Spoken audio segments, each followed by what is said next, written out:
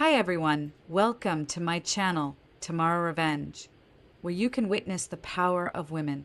Please follow us to hear today's story. My name is Alina Paul. I'm 32 years old, a sergeant in the United States Army Special Forces, and until last night, I believed the only war my family had to fight was in the Middle East, where my husband, Kaylin, is currently deployed. I was wrong. I never imagined that a dinner at my in-laws' estate in Connecticut would end with my mother-in-law, Genevieve, slapping me so hard my head hit an oak paneled wall, and my sister-in-law, Serafina, spitting on my service uniform while their brother Tristan laughed, filming the whole humiliating ordeal. They called me a piece of uniform trash who had trapped their golden son. They thought they had me cornered, that no one would ever believe me. They made a fatal mistake. If you want to see the blood drain from their smug faces when that dining room door bursts open and their worst nightmare walks in, let me know where you're listening from. Hit like and follow and get ready for a story about betrayal and the kind of justice only a soldier can deliver.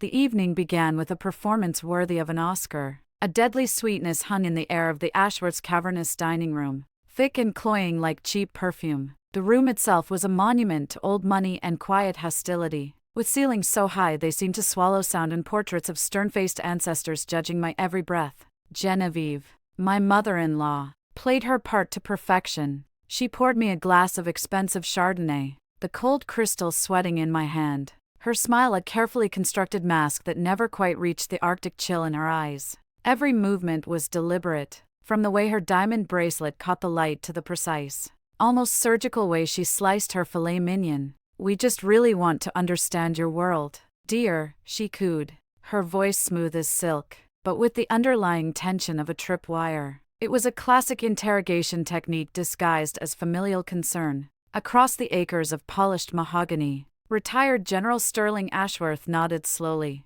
His posture as rigid as if he were still in uniform. He made a grand sweeping comment about the bravery of soldiers, but his tone was condescending, like a man at a zoo observing a fascinating but lesser species. He spoke of grit and fortitude as if they were abstract concepts, not the lived, grinding reality of my life and my husband's. I knew this wasn't a peace summit. This was an enemy reconnaissance mission. They were probing my defenses, measuring my reactions, searching for a weakness to exploit. I remained quiet, answering their veiled questions with brief, polite yes sirs and no ma'ams, playing the part of the Doyle prey. My training had taught me to read a room, to assess threats long before they materialized. The weight of the sterling silver fork felt foreign in my hand, a clumsy tool compared to the familiar balance of a weapon. What they didn't know was that I was doing the exact same thing. They were assessing their formation, their weapons, and their intent. My world, the one they claimed to want to understand,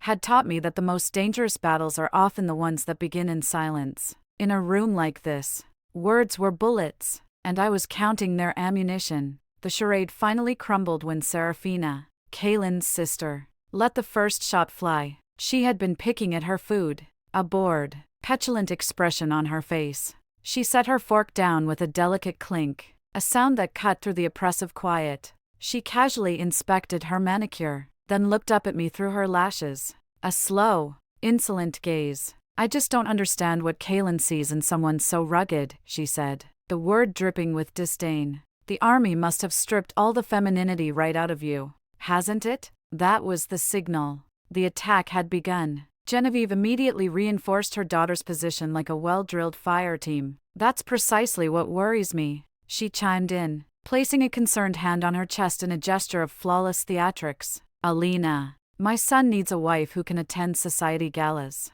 who can host fundraisers, not someone who only knows how to handle a rifle." Their words hung in the air, sharp and ugly, sucking the oxygen from the room. Every part of my training, every ounce of discipline screamed at me to maintain my composure, to not give them the emotional reaction they craved. An emotional target is an easy target. I thought of Kaylin, of his face on our last video call, tired and dusted with sand, but lighting up when he saw me. That thought was my armor. I took a slow, deliberate sip of my wine, letting the silence stretch, forcing them to wait. Then I met Genevieve's gaze, my voice level and calm. "Kaylin fell in love with the person I am, not the version you wish I was." That single sentence was the detonator. "You insolent thing," Genevieve shrieked. The mask of high society elegance evaporated, revealing the raw, unfiltered hatred beneath. Her face flushed a blotchy red. Her lips pulled back from her teeth. She moved faster than I anticipated. Her hand flew across the table. It wasn't just a slap. It was a shove, a calculated blow meant to unbalance me. The force of it sent my chair skidding back on the marble floor, and the back of my head connected with the hard oak paneled wall with a sickening thud. A sharp, blinding pain shot down my spine, but it was nothing compared to the humiliation that burned 1,000 times hotter. I am a soldier. I have been trained to endure the harshest conditions imaginable, to push through pain that would break most people. But no training exercise, no Sears school simulation can ever prepare you for a physical assault from the woman you are supposed to call mother. It was a violation of a fundamental law of nature. In the split second after the impact, I saw a flash of panic in her eyes. Not remorse for her action, but the primal fear of a predator who has just realized its attack might have been witnessed. Before the stars finished exploding behind my eyes, Serafina was there, standing over me, a vulture circling. Her face was twisted in a sneer of pure triumph. She stared down, her eyes fixated on the decorations pinned to the chest of my Army Green Service uniform. The silver star for gallantry in action, the bronze star for meritorious service in a combat zone, the purple heart for being wounded by the enemy, medals my husband had proudly, gently pinned on me himself, his fingers brushing against the fabric with reverence.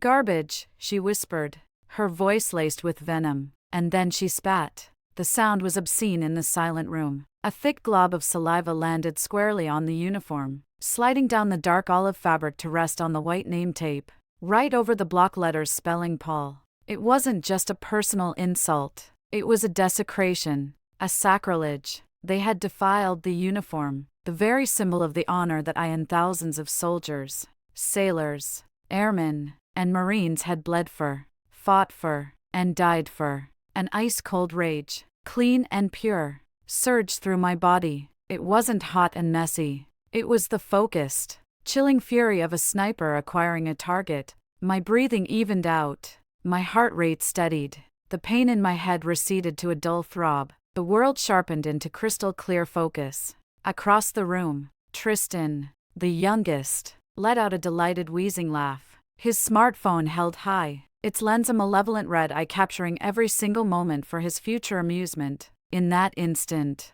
they ceased to be family. They became objectives, hostile targets, and they had no idea that even in the midst of chaos, a soldier is always looking for one of two things: an exit strategy or a weapon. The chaos in the dining room seemed to fade to a dull, distant roar. The throbbing at the back of my skull became a steady, rhythmic drum beat. But the cold, clear rage held me steady. My eyes, however, were locked on the ugly, glistening stain on my uniform. It was a focal point, an anchor in the storm of the present, and as I stared at that violation, that deliberate mark of defilement on the name Paul, my mind broke away from the battlefield of the present and retreated into the archives of the past, searching for the origins of this war I hadn't known I was fighting. The memory that surfaced first was one of pure, undiluted pride. I was standing in my childhood bedroom in our small house in Ohio, the scent of my mom's long-gone pot roast still seeming to linger in the floral wallpaper. The room was the same, but I was different. I was looking at myself in the full-length mirror my dad had mounted on the back of the door, and I was seeing a stranger I had worked my entire life to become. It was the day I was issued my Army Greens for the first time. I remembered the sheer weight of the serge wool on my shoulders, the satisfying rasp of the fabric as I moved. It wasn't just clothing, it was a mantle. Every crisp crease, every gleaming brass button, every precisely placed insignia was a testament to an oath I had taken, an oath of service, of sacrifice, and of honor. My father, a retired steel worker with hands as gnarled and strong as old oak roots, stood in the doorway. He was a man of few words, his emotions forged and tempered in the blast furnaces that had defined his life. But when he saw me, his daughter, reflected in that mirror, his quiet composure shattered. His eyes, the same clear blue as my own, welled up with tears that traced clean paths through the faint smudges of grease that never quite washed away. His voice was thick with an emotion I had rarely heard from him. "You're wearing the whole country now, Alina," he'd said, his hand briefly touching the American flag patch on my sleeve as if it were a holy relic. Don't you ever forget what that means. Now that same uniform, a symbol of my father's tears and the nation's trust, was soiled by the casual hatred of people who had never known a single day of honest labor, or a single second of sacrifice for anyone but themselves. The contrast was a physical blow as real and as painful as the one Genevieve had just dealt me. That memory triggered another colder one. The first time Kaylin took me to Greenwich. The Ashworth estate wasn't a home. It was a fortress of wealth, imposing and utterly devoid of warmth. Manicured lawns rolled out like a sterile green carpet, and the house itself seemed to look down on the world with aristocratic disdain. Inside, it was a museum of uncomfortable furniture and unspoken rules. Genevieve had looked me up and down, her eyes performing a clinical assessment, as if I were a strange insect she'd found crawling on her marble floors. Serafina, oozing condescension, had asked me with a saccharine smile if I knew which fork to use for the salad course. Her question was a thinly veiled insult, a way of marking me as an outsider. Later that night, in the sterile guest room that felt more like a luxury prison cell, Colleen had apologized, his face etched with a mixture of love and frustration. Just give them time, Ali, he pleaded, his voice full of a desperate hope that I now recognized as tragic. They'll see how incredible you are. I promise. And I believed him. I, a soldier trained to identify threats and assess hostile environments, had willingly walked into the most obvious ambush of my life. I was naive. I thought my patience, my sincerity, my unwavering love for their son could somehow erode the mountain of their prejudice. I foolishly believed our love was a powerful enough force to conquer anything. I had mistaken his love for a shield when, in their eyes, it was the very thing that made me the target. The memories kept coming, each one another piece of the map of injustice. Our wedding day, it wasn't in a grand church with 1,000 guests. It was on a humid April afternoon in a stuffy impersonal courtroom in Fayetteville, North Carolina. The air smelled of old paper and cheap disinfectant. Our only guests were our two best friends, a fellow sergeant and his wife who stood as our witnesses. There was no flowing white gown, no towering cake, no string quartet. There was just Kaylin and me, both in our dress uniforms, standing before a justice of the peace. We made our vows, promising to be each other's battle buddy in good times and in bad for the rest of our lives. It was the most honest and real moment of my life. The Ashworths refused to come. They sent a courier with an expensive cream-colored card that felt cold to the touch. The message inside was even colder. We wish you the best with your choice. Not our son's choice. Your choice. As if Kaylin had been a passive victim of my scheming. I saw the flicker of deep hurt in Colleen's eyes before he masked it with a smile for my sake. He had chosen me over their expectations, over their dynasty, and for that I'd been tried and found guilty. They would never ever forgive me for it. The torrent of memories finally brought me to just a few days ago, to the last video call with Caitlin. His face was pixelated and shadowed, the connection lagging from halfway across the world. He looked exhausted, his jaw tight with the constant stress of deployment, a fine layer of Middle Eastern dust clinging to his skin. But the moment my face appeared on his screen, his eyes lit up with a love so pure and powerful it felt like a physical presence reaching through the thousands of miles between us. Are you okay? Are they behaving? He had asked, his voice rough with fatigue but sharp with concern. He knew them. He knew what they were capable of. And I lied. I looked into the eyes of the man I loved more than life itself. And I lied to protect him. Everything's fine, honey. I can handle them, I'd said, forcing a cheerful smile. I didn't want to add the weight of his family's war to the burden of the one he was already fighting. I, a Special Forces sergeant, a soldier trained for unconventional warfare, thought I could handle this domestic front on my own. I had catastrophically underestimated the enemy. They didn't fight with rifles or explosives. Their weapon of choice was cruelty, a quiet and patient poison, and it was a weapon that could penetrate any armor. In the quiet aftermath of that night, the cold rage that had crystallized inside me didn't dissipate. It settled deep into my bones, becoming a silent, watchful companion. The map of past injustices was now laid bare, and with that clarity came a quiet, resolute acceptance of my reality. I was on my own. The life I had with Kaylin was a world away from the one the Ashworths inhabited, and in his absence, I was a lone operator on a hostile front. The memories of their systemic cruelty became the foundation for a new kind of training regimen, one designed not for a foreign battlefield, but for survival in the Cold War they had been waging against me for years. The first test of that survival came with the holidays. I remember our first Christmas season as a married couple with a particular chilling clarity. Kalen was on his second tour in Afghanistan, the Ashworths. I learned through a glossy society magazine someone had left at the base library. Were hosting a lavish week-long holiday party at their ski chalet in Aspen. The accompanying photos showed them clinking champagne glasses draped in cashmere, surrounded by dozens of smiling, wealthy friends. There was no photo of Kalen, no mention of the son and brother serving his country overseas, and there was certainly no invitation for his wife. I spent Christmas Eve alone in our small two-bedroom apartment just off Post in Fayetteville. The air was thick with the silence of 100 other families missing someone. I ate a sad single-serving frozen turkey dinner, the kind that comes in a black plastic tray, and watched Jimmy Stewart find his will to live again in It's a Wonderful Life. The irony was almost too much to bear when Colleen's call finally came through, the connection crackling over a satellite phone. I pasted a bright, cheerful smile on my face. "We're having a great time," I lied, the words tasting like ash. "My friend Sarah has her whole family in town. Her mom made a huge honey-baked ham." I painted a vivid picture of a warm, bustling home I wasn't in because I couldn't bear to spoil his one moment of peace with the truth that his family had made me invisible, that the loneliness I felt in that quiet apartment was colder and deeper than any December snow blanketing the mountains of Connecticut. Their campaign of isolation wasn't just social, it was strategic. A few months later, my old Jeep Wrangler, a vehicle that had seen more mud than pavement, finally gave up. The transmission was shot. The quote from the mechanic was a staggering number, far more than I had in my savings. Somehow, Genevieve found out. She called me, her voice dripping with a synthetic sweetness that set my teeth on edge. "Alina, darling, I heard about your car trouble,"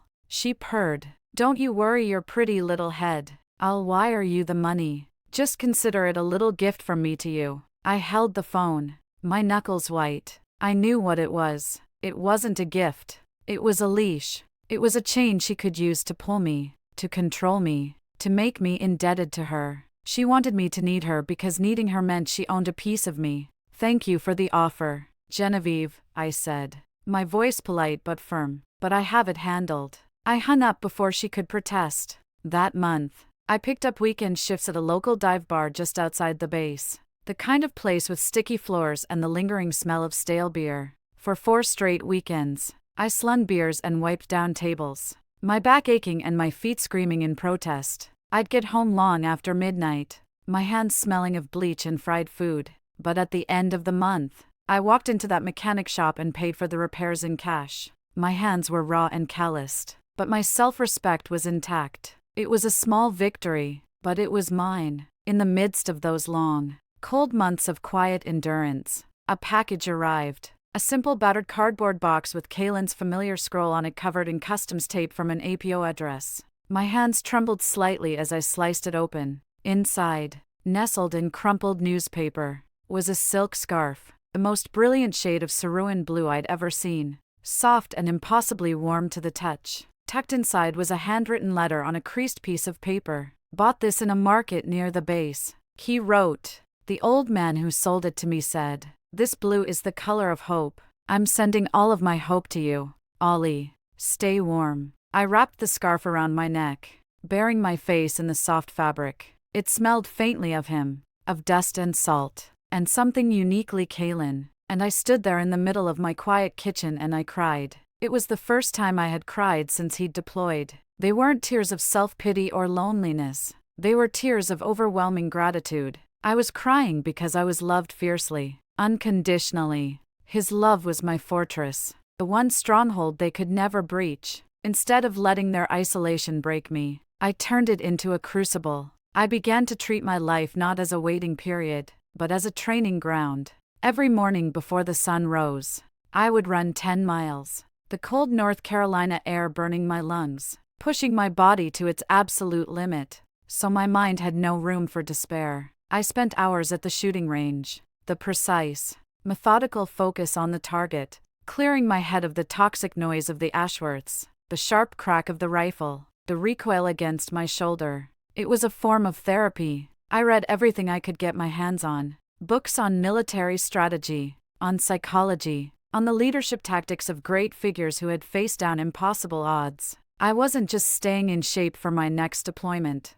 I was, without fully realizing it, forging the weapons I would need for the war that was already here on my own soil. The Ashworths thought their silence and their exclusion would weaken me, that it would make me small and desperate. But they were wrong. Isolation doesn't just test your strength, it reveals it. And in that solitary crucible, I wasn't weakening. I was being forged into steel. Steel is forged in fire and then quenched in water. My isolation was the fire hardening me, shaping my resolve. But a person cannot live in the fire forever. There were days when the silence in my small apartment wasn't a training ground, but a crushing weight. Days when the four walls felt like they were closing in, and the only company I had was the ghost of my husband's presence. It was on one of those days when the quiet became too loud to bear that I found my water. I found my quenching. It was a small, unassuming diner a few miles off base, tucked into a tired-looking strip mall. The sign buzzing with a faulty neon light read,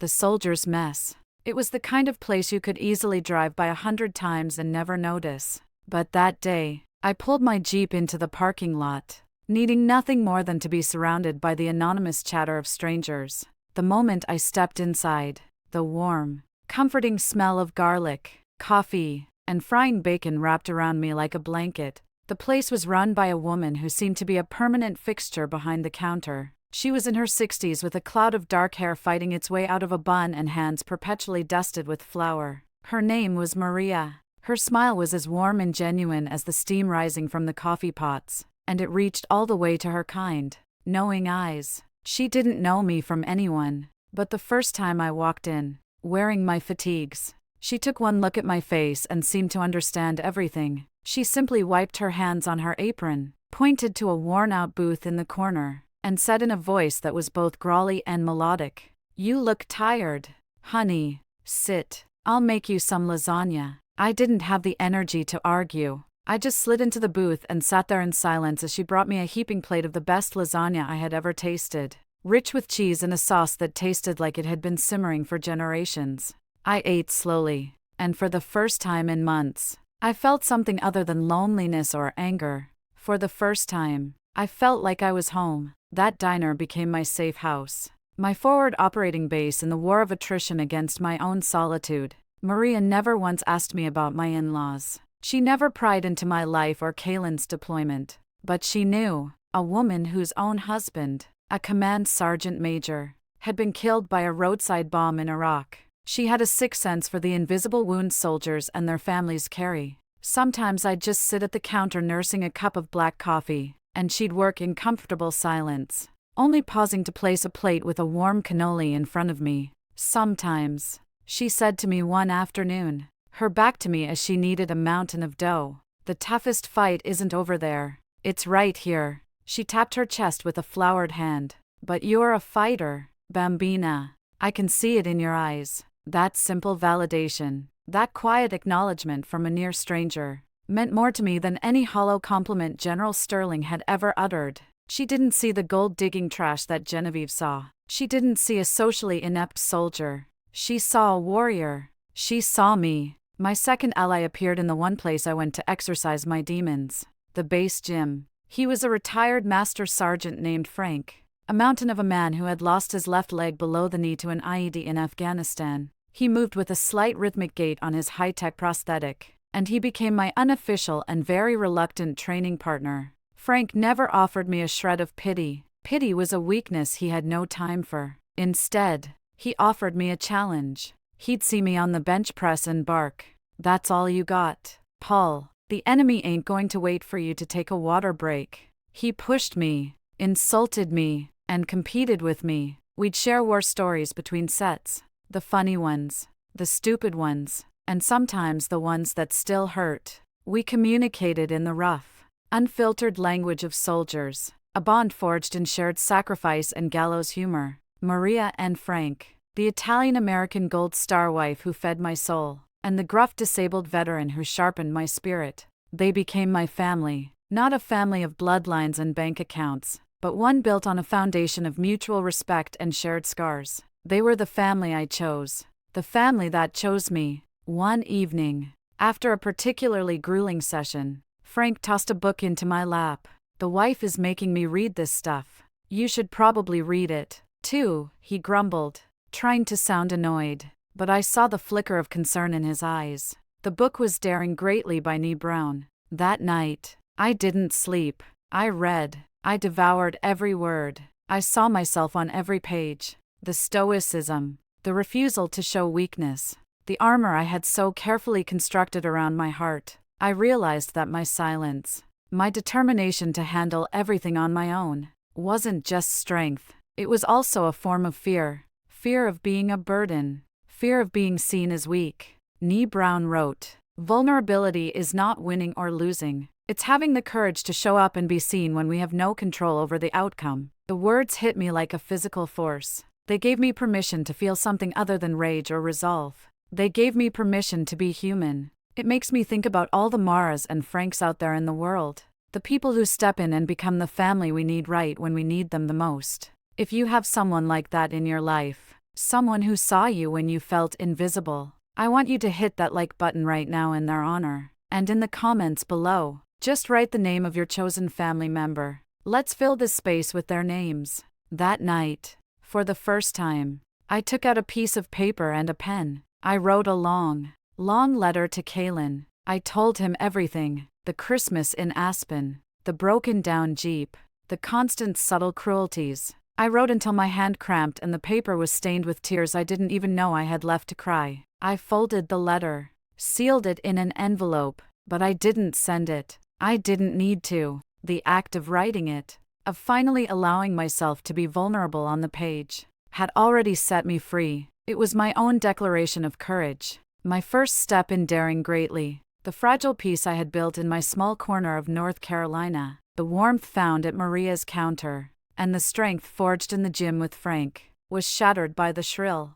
unwelcome ring of my phone. I saw the name flash on the screen, Genevieve Ashworth, and a cold dread washed over me. For a foolish, fleeting second, a tiny, naive part of me wondered if this was it. The apology, the olive branch, the part of my heart that still believed in family dared to hope. I was wrong. "Alina, darling." Her voice slithered through the phone, coated in a layer of sweetness so thick it was alarming. It was the voice she used when maneuvering pieces on a chessboard. "I was just thinking of you. It must be so terribly lonely down there all by yourself. The family is having a small get-together this weekend at the yacht club. We'd all just love for you to be there. We really want to make things right." Every instinct honed by years of military training screamed at me. Ambush, danger, trap. This wasn't an olive branch. It was bait. But then Nee Brown's words echoed in my mind. The courage to show up and be seen. I had been hiding,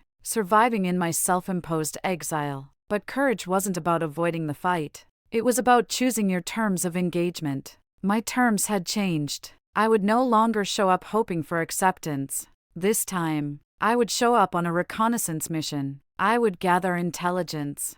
"That's very thoughtful of you, Genevieve," I replied, my voice perfectly level and controlled.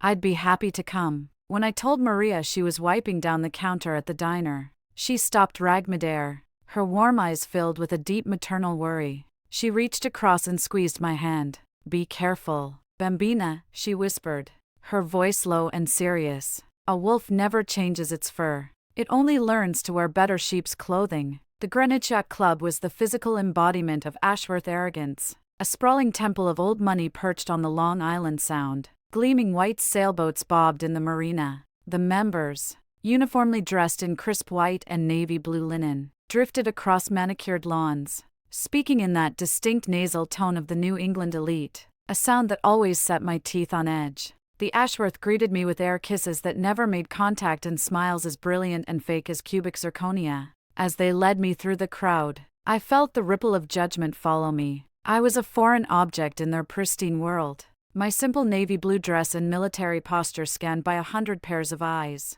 The whispers were a persistent swarm. "Is that Kalen's soldier wife? She looks so out of place." Genevieve must be mortified. This wasn't a family gathering. It was a public tribunal. A carefully orchestrated parade of shame designed to reinforce my status as an outsider. But I wasn't the same woman who had first walked into their home. I held my head high, met their condescending stares with a cool neutrality, and moved with the quiet confidence of someone who had faced far worse than a few judgmental socialites. After an hour of this suffocating performance, General Sterling guided me to a secluded corner of the veranda. He offered me a glass of scotch, which I politely declined. "Alina," he began, his voice a low conspiratorial rumble, his man-to-man tone. "Jean Vi and I have been talking. We think it's time for Kalen to consider his future. There's a senior executive position waiting for him at Ashworth Holdings. A real career. Not this adventurism." He swirled the amber liquid in his glass.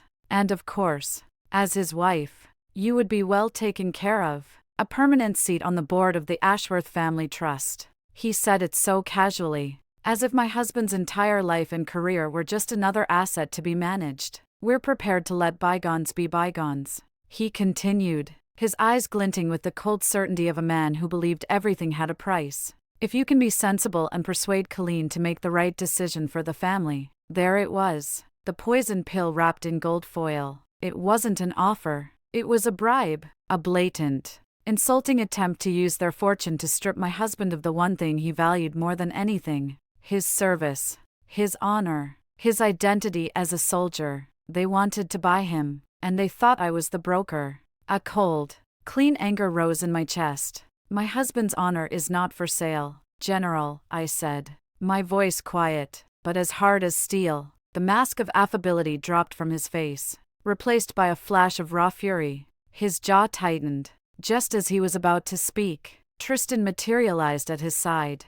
all smarmy smiles. He held up his smartphone, angling it like a selfie, but his thumb was hovering over the record button. I saw the small red light flash. "Wow, that's so ungrateful, Alina," Tristan said, his voice just loud enough for the nearby cluster of Sterling's friends to hear. "My family is extending an olive branch and you just slap it away." In that instant, the entire operation became crystal clear. The sweet phone call, the public gathering, the poisonous offer. It was a coordinated attack. They were baiting me into an emotional outburst that Tristan could capture on video to be edited and twisted into a narrative of the unstable, aggressive, working-class shrew who couldn't appreciate their generosity. I looked from Tristan's smug face to Sterling's simmering rage. I didn't raise my voice. I didn't give them the satisfaction. I simply held their gaze. "I see," I said, my voice calm and analytical. "This is a psychological operation,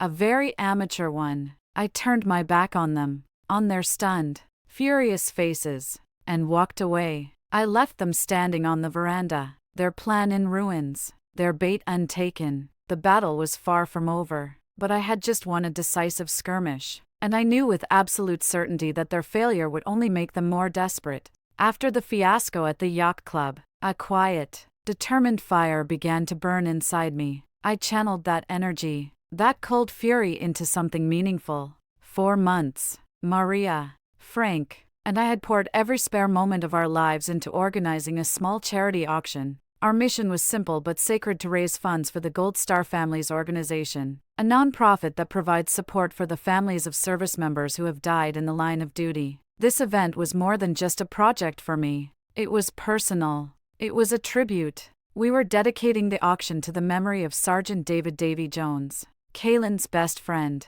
his brother in arms, who had been killed in action 2 years ago. Davy had been the best man at our courthouse wedding. He was the one who promised me he'd always have Kalen's back. He kept that promise until his very last breath. For me, this event was hallowed ground. It was a small pocket of the world where honor and sacrifice were the only currencies that mattered. The back room of Maria's diner became our headquarters. It was filled with donated items: a signed football from the local high school coach, a handmade quilt from a group of Army wives, a gift certificate for a weekend of fishing from a retired Marine. It was a collection of heartfelt offerings, a testament to a community's respect for its fallen. This wasn't about glamour or prestige. It was about remembrance. It was about taking care of our own. Then, 2 days before the event, the serpent slithered back into my sanctuary. An email appeared in my inbox. The sender was Genevieve's personal assistant. The subject line read, "A generous partnership." My heart sank before I even opened it. The email was sickeningly cheerful and written in cold corporate language. "Mrs. Ashworth is thrilled to announce her intention to become the primary sponsor for your lovely event." It began. "She has already arranged for the Ashworth Holdings corporate logo to be prominently displayed on the main stage banner and in all event materials. A public relations team will also be on site to document the family's generous contribution for media distribution." I had to read it 3 times. My vision blurred. The words swam on the screen, but their meaning was brutally clear. They weren't offering to help. They were staging a hostile takeover. They wanted to plaster their tainted corporate logo over Davy's memory. They intended to use the profound grief of military families as a backdrop for a PR stunt, a cheap photo op to whitewash their public image. They were trying to buy their way into a world of honor they could never understand. And in doing so, they were desecrating it. They wanted to spit on something else I held sacred. That was it. The last line had been crossed. The carefully constructed dam of my restraint, which had held back years of slights, insults, and cruelty, finally broke. I didn't call. I didn't text. I got in my Jeep and drove. The 2-hour drive to Greenwich was a blur. I didn't hear the music on the radio. I didn't see the fall foliage of the Connecticut countryside. All I saw was red. A cold, focused, tactical rage settled over me. This was no longer a family dispute. This was a desecration, and they had just declared war on the memory of my friends. I didn't bother knocking. I pushed the heavy oak door to the Ashworth mansion open and walked straight in. The family was assembled in the cavernous living room, sipping afternoon cocktails, laughing at some vapid joke. They looked up, their smiles freezing on their faces as they saw me. I must have looked like the angel of death. "Get out of my event," I said. My voice was low, devoid of all emotion. It was as cold and sharp as a shard of ice. Genevieve was the first to recover. She let out a condescending little laugh, a tinkling sound that grated on my nerves. "Don't be so naive, Alina. We're helping you. The Ashworth name brings prestige. It will help you raise far more money than you ever could on your own." "I don't want your dirty money," I snarled, the sound ripping from my throat. "This isn't a business transaction. This is about honor." Serafina, lounging on a silk chaise, scoffed. She looked me up and down with pure contempt. "Honor?" she sneered. What would the daughter of a steel worker know about honor? And that was the final word, the one that ignited the gasoline. Every ounce of control, every bit of the disciplined soldier I trained myself to be vanished. All that was left was raw, unfiltered fury. Honor. The word exploded from my lungs, a roar that silenced the room, making the crystal on the bar tremble. I took a step forward, my eyes locked on Genevieve. "You want me to tell you about honor? I'll tell you about honor. Honor is Sergeant Davy Jones using his own body to shield my husband from gunfire and taking the bullet that was meant for him. Honor is my father working 3 shifts in a steel mill with blistered hands so that I could have a chance to go to college. Honor is the flag they drape over a coffin and the tears of a mother who will never see her son again. Honor is everything you will never be, and it is the one thing your money can never ever buy." My voice was shaking, but not from weakness. It was shaking with the force of every injustice, every insult, every moment of condescension I had ever endured from them. I pointed a trembling finger straight at Genevieve's shocked, pale face. "You have made a fatal mistake," I said, my voice dropping back to a lethal whisper. "You have stepped onto my battlefield, and I swear to you, from this moment on, my silence is over. The war has begun." I turned on my heel, my back straight, leaving them frozen in a stunned tableau of their own making. As I walked out that door, I knew what I had to do. I wasn't just going to protect myself anymore. I was going to dismantle them. There are some things in life that are sacred.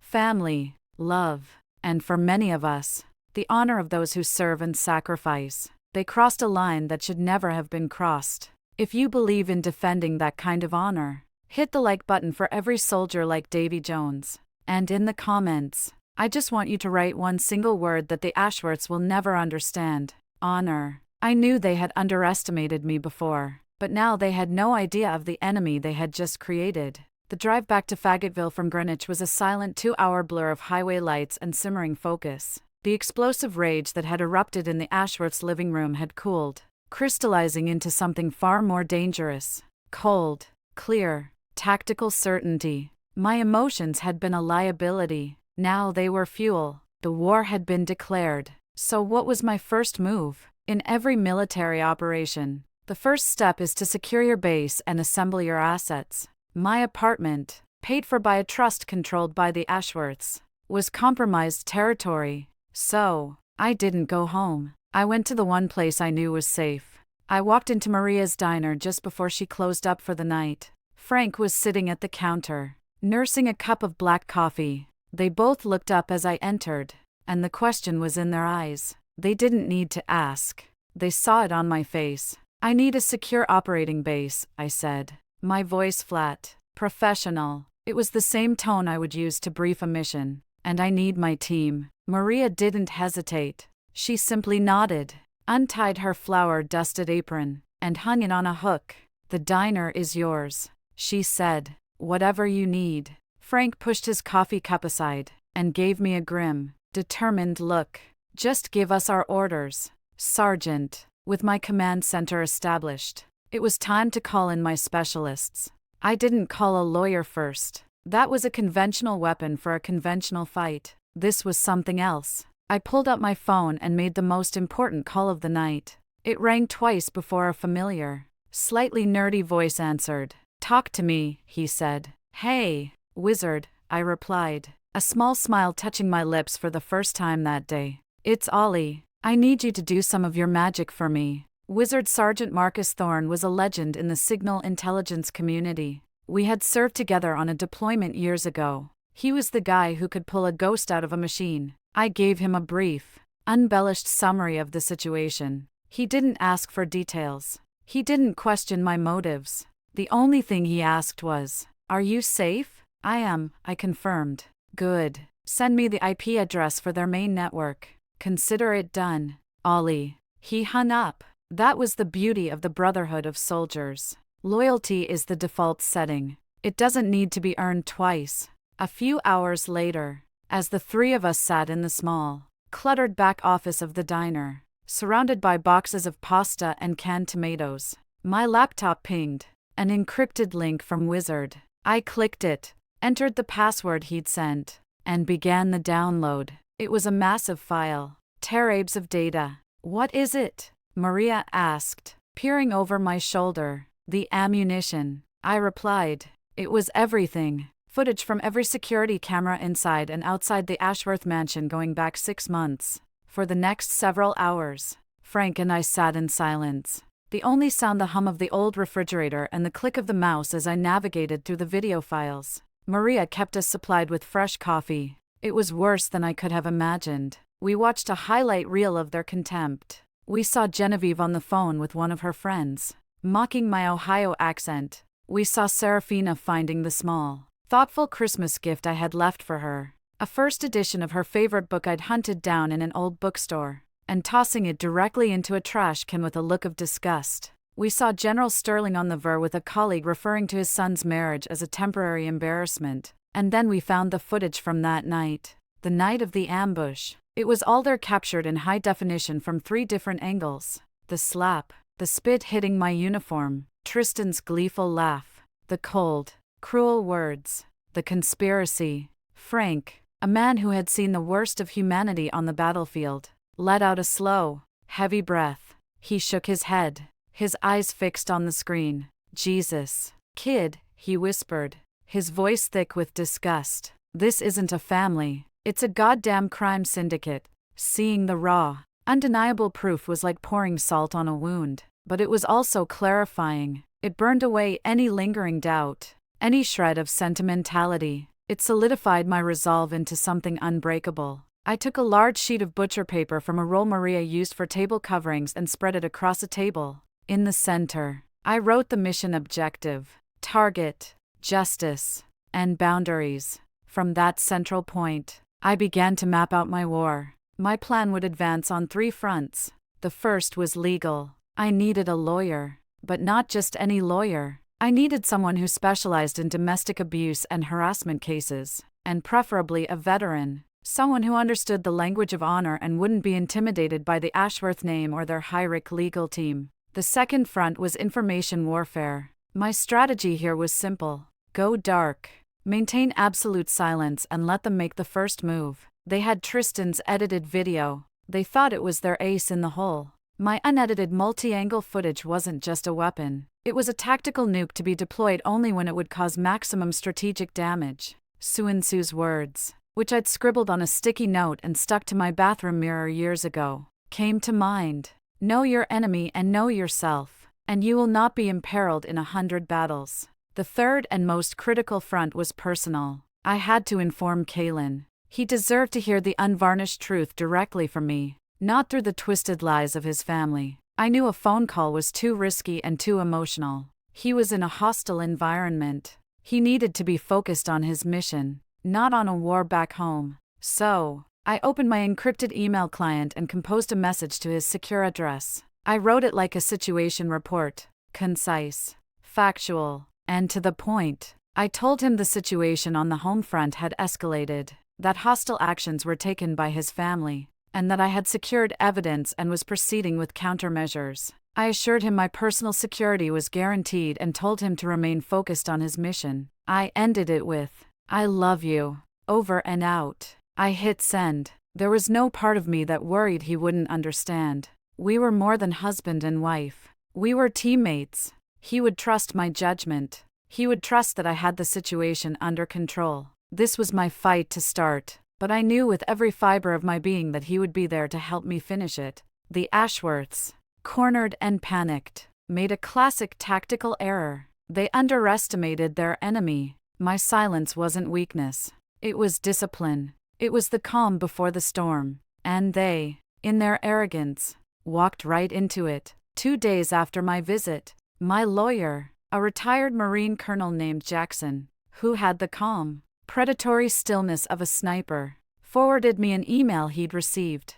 The Ashworths were calling a press conference at the Manhattan office of their high-powered law firm. Wizard, my friend from Signal Intelligence, had already worked his magic. He sent me an encrypted file containing the press conference's guest list and talking points. It was exactly as I'd predicted. They had invited a handful of sympathetic journalists and were preparing to paint me as an unstable gold-digging aggressor. The centerpiece of their presentation would be Tristan's carefully edited video designed to show me as the unhinged villain. Wizard sent a follow-up message. "They're planning a public execution. Ali, be careful." I typed back a short reply. "They're not preparing for my execution, Wiz. They're setting my stage." On the day of the press conference, Colonel Jackson and I arrived at the sleek, soulless skyscraper in Midtown Manhattan. We didn't go inside. We waited in the Blacktown car parked across the street, watching the curated list of reporters file into the building. From my vantage point, I could see the conference room through the large plate glass windows. A stage, a podium, and a large screen behind it. My battlefield. "Are you ready for this, Sergeant?" Jackson asked, his voice a low rumble. He hadn't flinched once when I showed him the unedited videos. He'd simply nodded and said, "Good. Now we have them." "Yes, sir," I said, my heart beating a steady rhythmic drum against my ribs. "The operation is a go." We watched as the Ashworth clan took their places.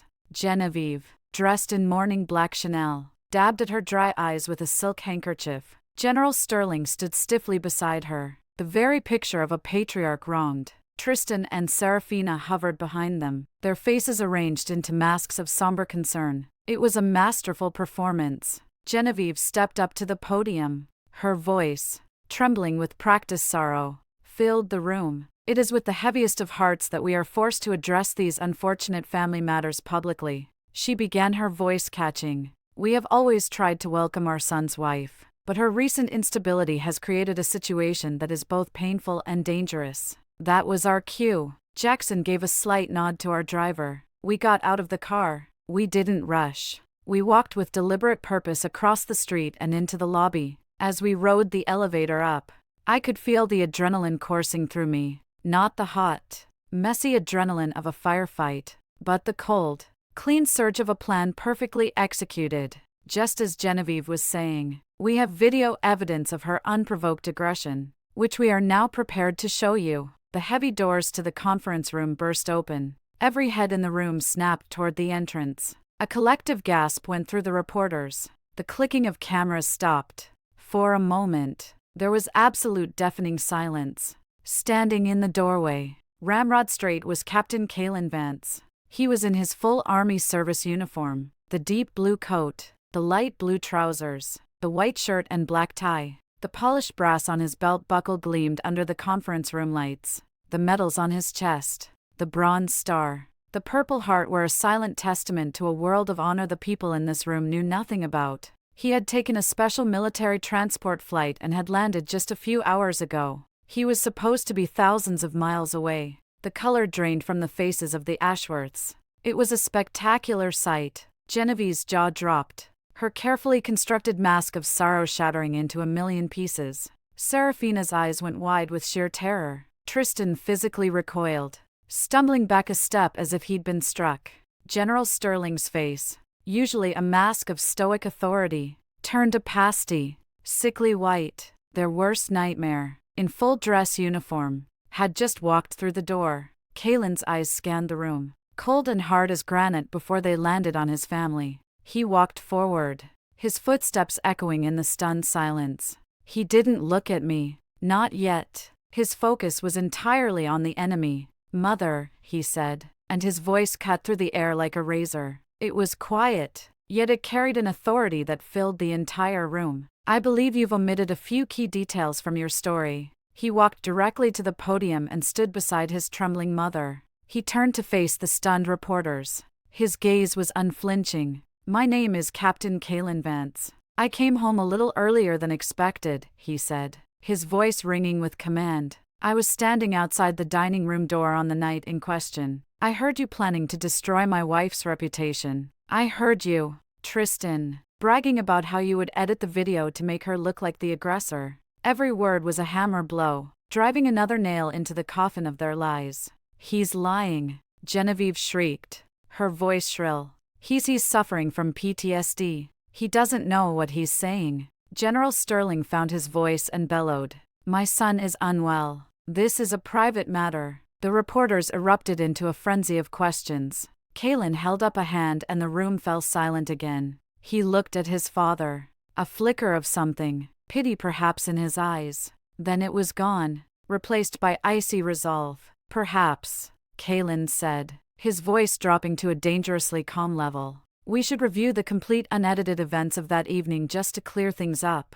He gave a slight nod in our direction. That was Jackson's cue. The colonel, moving with an old soldier's economy of motion, strode to the front of the room, pulled a small USB drive from his pocket, and plugged it into the laptop connected to the projector. The massive screen behind the Ashworths, which had been displaying the logo of their law firm, flickered and then came to life. It was the security camera footage, uncut, unedited, from 3 different angles. The entire room held its breath. They watched the slap. They saw Seraphina's sneer as she leaned in. They witnessed the disgusting act of her spitting on my uniform. They heard every cruel, calculated word, every threat, every shriek of hatred. The clicking of the cameras started again, this time a furious non-stop fusillade, like machine gun fire. The reporters' faces were a mixture of shock and predatory glee. They knew this was the story of a lifetime. Genevieve made a small choking sound and crumpled into her chair,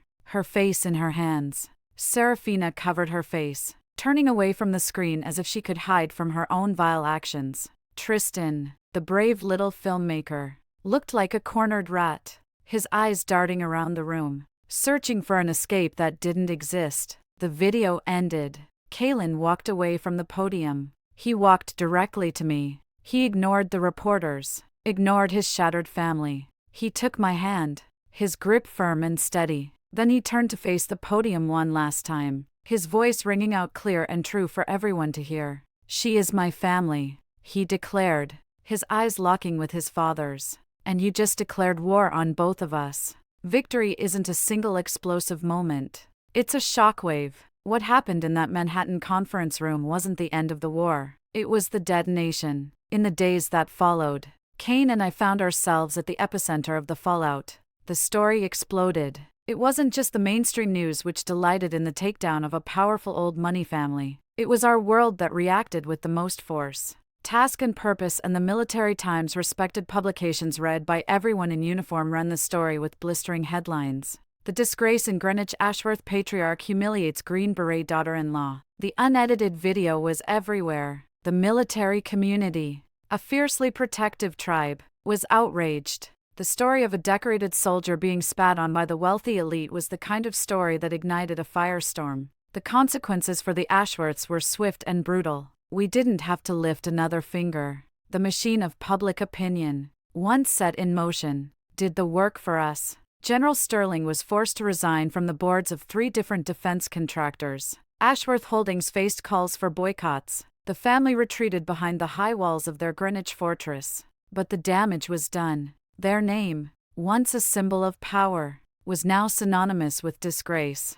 Kaylin and I chose silence. We declined every interview request, letting the truth of that video speak for itself. But public victory is different from private peace.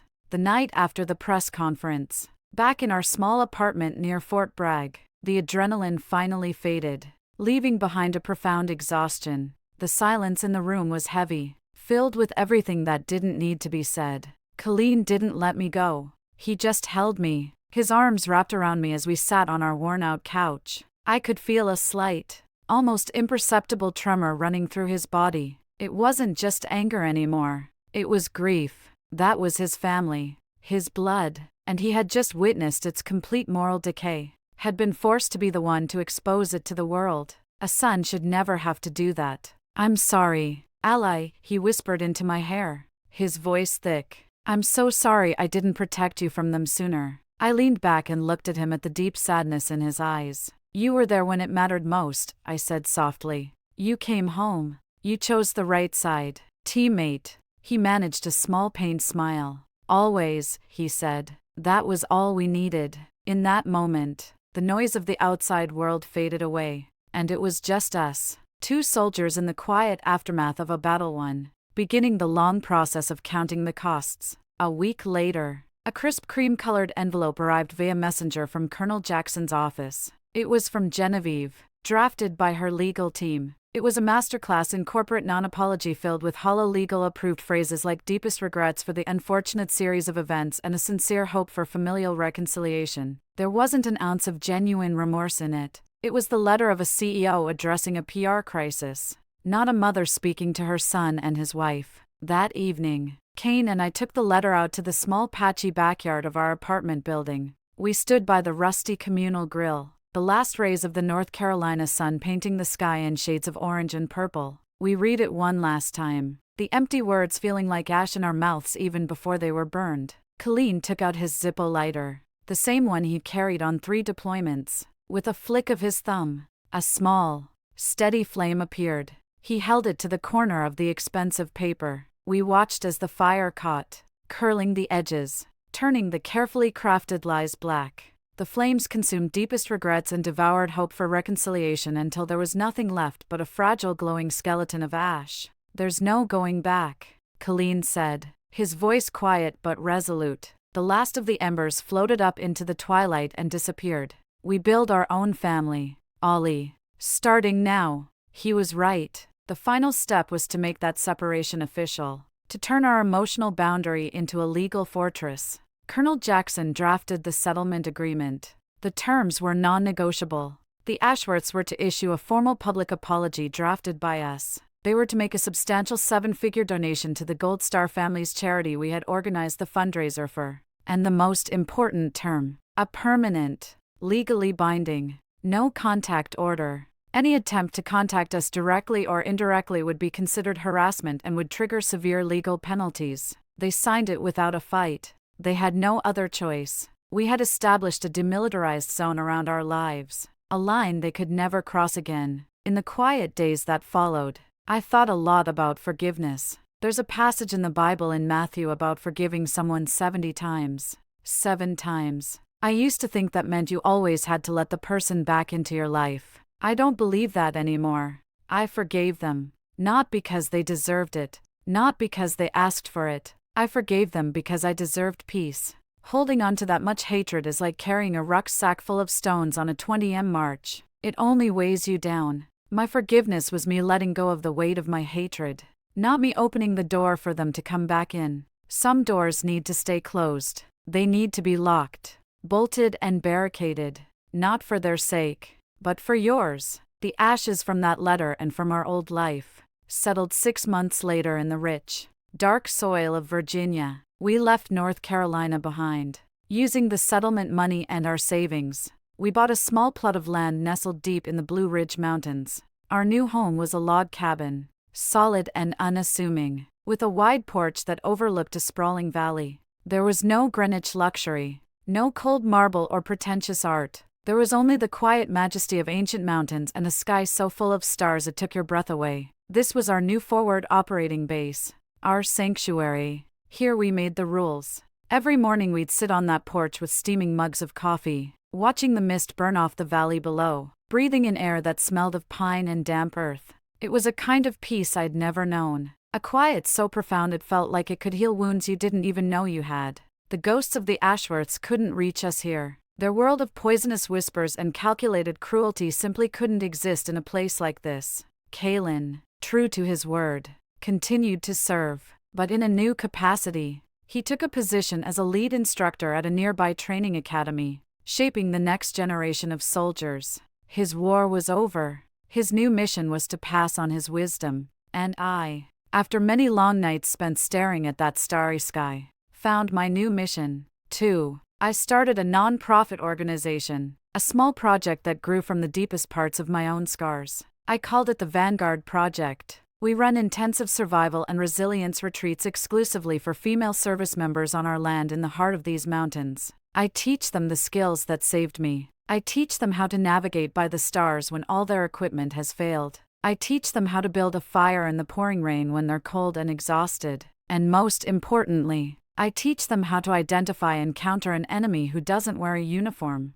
the kind that smiles at you across a dinner table while planning your destruction. I took my own personal battlefield and turned it into a training ground for others. I took my scars and made them into a map. Life settled into a beautiful, predictable rhythm. The changing of the seasons, the hard work of maintaining the land, the quiet joy of building a life together from the ground up. Then, one crisp autumn afternoon, everything changed again. Colleen was outside, the rhythmic thwack of his axe splitting firewood echoing through the cool air. I watched him from the porch for a moment, the strong, steady man who was my anchor. I took a deep breath and stepped outside. "Captain," I said, my voice even and formal, just a hint of a smile playing on my lips. "I have a situation report for you." He stopped, sinking the axe into the chopping block. He wiped the sweat from his brow with the back of his arm and turned to me, a quizzical look on his face. "Go ahead, Sergeant. Report." I walked over to him, took his callous, wood-scent hand, and placed it flat against my stomach. I looked him right in the eye. "We have a new recruit joining the team," I whispered. "ETA is approximately 7 months. He froze. His entire body went still. The playful smile on his face dissolved, replaced by a look of stunned disbelief. His eyes, the same clear blue eyes that had seen so much conflict, widened. He looked down at my stomach, then back up at my face, searching for confirmation. I just nodded, a tear escaping and tracing a path down my cheek. And then Captain Kalen Vance, the hardened Green Beret who had faced down enemies in the mountains of Afghanistan, did something I had never seen him do before. He dropped to his knees in the dirt and the wood chips. He gently pressed his ear against my stomach, his big shoulders starting to shake. He began to cry, not quiet, dignified tears, but deep racking sobs of pure unadulterated joy, sobs of healing. So for a future we had fought so hard to claim for ourselves. Later that evening, as we sat on the porch watching a fiery sunset bleed across the mountain peaks, I leaned my head on his shoulder. We knew what our next mission was. We would raise this child under a new set of rules, the Vance Protocol. Rule number 1. Loyalty is paramount. You stand by your team always. Rule number 2.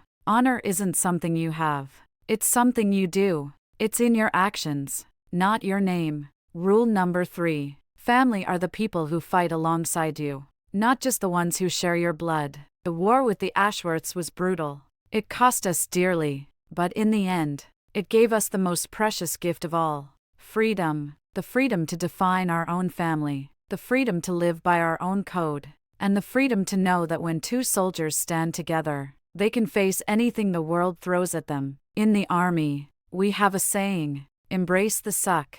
It means to accept the misery of a situation and push through it. But I've learned a greater lesson. Don't just embrace it. Use it as fuel. Let it forge you into something stronger. And then when the time is right, build your own damn sunrise. And that, more than any victory on any battlefield, is what true winning feels like. My story, the one defined by the Ashworths, is over. But the one Kaylin and I are writing now has just begun. The Vance Protocol guides our family, but its most important lesson is that you have the power to write your own rules for life. My journey is proof that you can break free from the protocols others force upon you and create your own. For more stories about resilience and forging your own path, make sure you hit subscribe and turn on notifications. I want to leave you with one question. In the comments below, tell me, what is rule number 1 in your protocol for?